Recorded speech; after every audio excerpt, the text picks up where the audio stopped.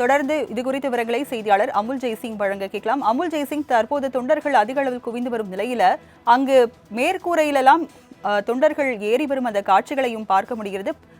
தொண்டர்கள் கீழே விழுந்து ஆம்புலன்ஸில் அழைத்து செல்லப்படுவதாகவும் ஒரு தகவல் வெளியாகி இருக்கிறது. விவரங்கள் என்ன?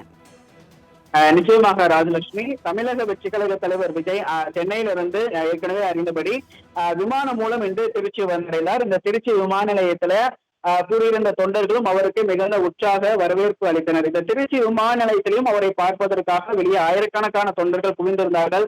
இதில் பலர் தடுப்புகளை தாண்டி செல்ல முயன்றதால் அங்கும் பெரிய பரபரப்பு ஏற்பட்டது. அவர்களையும் போலீசார் தடுத்து நிறுத்தி அந்த வாகனத்தை பின் செல்லாமல் அவர்களை தடுத்து நிறுத்தினர். இப்படியாக தமிழக வெற்றி கழக தொண்டர்களும் விஜய் ரசிகர்களும் விஜயை பார்ப்பதற்காக வழி நெடுகிலும் அவரை பார்ப்பதற்காக மரங்களிலும் அங்குள்ள கட்டிடங்களிலும் அங்குள்ள மரக்கிளைகளிலும் ஏறி விஜயை பார்ப்பதற்காக ஆர்வ மிகுதியால் ஏறி வருகின்றனர்.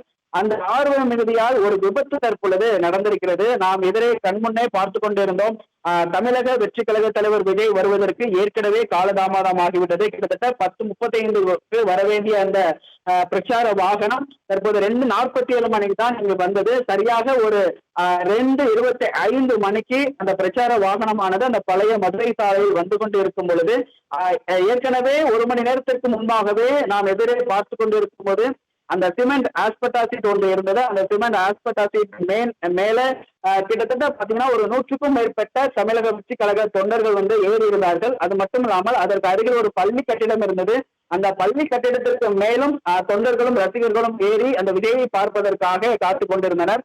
அது மட்டும் இல்லாமல் அருகில் உள்ள அந்த மரக்கிளைகளின் மேலும் தொண்டர்கள் ஏறி பார்த்து கொண்டிருந்தனர். இதை போல நிறைய சம்பவங்கள் அரங்கேறுகிறது. கடந்த முறை 2 மாநாடுகளிலுமே விஜய் ரசிகர்களும் தொண்டர்களும் மேடைகள் மீது ஏறுவதும் ராம்பாக் மீது ஏறுவதும் அது மட்டும் இல்லாமல் அந்த ஸ்பீக்கர்கள் தொங்கவிடப்பட்டுள்ள அந்த கம்பிகளின் மீது ஏறுவதும் வாடிக்கையாக இருந்தது. செய்தித்தாள்கள் வெளிவந்தது. அந்த விஷயம் கடும் விமர்சனத்துக்கு உள்ளானது.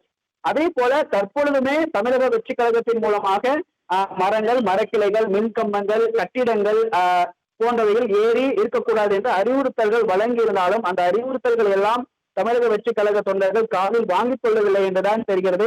அப்படியான ஒரு சம்பவத்தை தான் நாம் இப்பொழுது கண்முன்னே நேரடியாக பார்த்தோம்.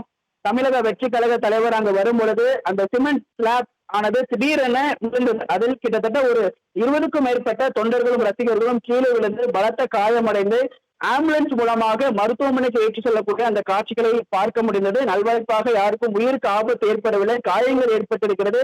அவர்களை ஆம்புலன்ஸ் மூலமாக மருத்துவமனைக்கு கொண்டு சென்றிருக்கிறார்கள் ராஜலட்சுமி.